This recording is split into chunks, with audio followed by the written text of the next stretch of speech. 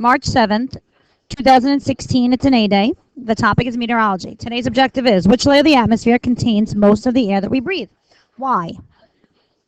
Okay, so you have a frame and you're working with your partners. So when you're reading the frame, in the first part of the frame, you are writing layers of the atmosphere. What are the layers of the atmosphere about? What's the purpose of this lesson? It's to discuss and to organize the different features of each layer in the atmosphere. So the first layer is the troposphere. Check your paper, make sure you have that. Second is stratosphere, then mesosphere. So this is the first layer, second layer, third, and fourth. And there's also another layer, the exosphere, but it's not really discussed a lot because it is pretty much considered outer space. All right. So the troposphere is where all the weather occurs because most of your water vapor is there. And all or most of the air that we breathe is in the troposphere because of gravity.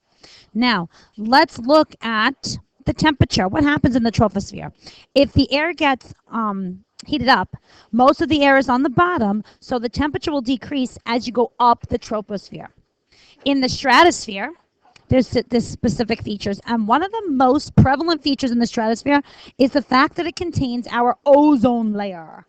It also is the place where the jet planes fly, so that they're out of the clouds, and they can fly in the troposphere too.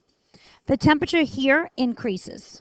The mesosphere is the third layer, and this protects us from the meteors and the shooting stars. It's the coldest layer, and the meteors will burn up here. And then this layer, the temperature is going to decrease again.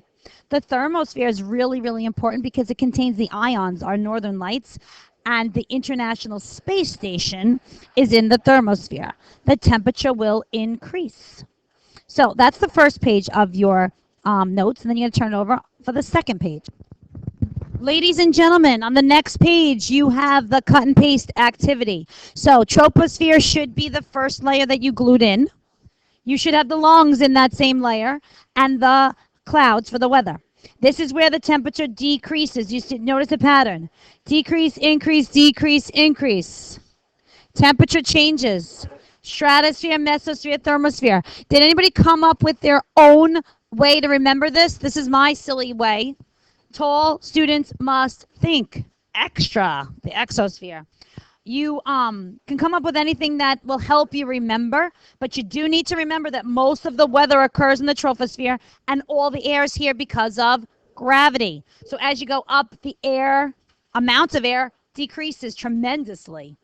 The mesosphere is important for us because the meteors burn up in this layer, and the thermosphere gives us our northern lights. The satellites are going to be here, the space station, the radio waves, and our temperature at this point is going to increase again. Everybody okay with this?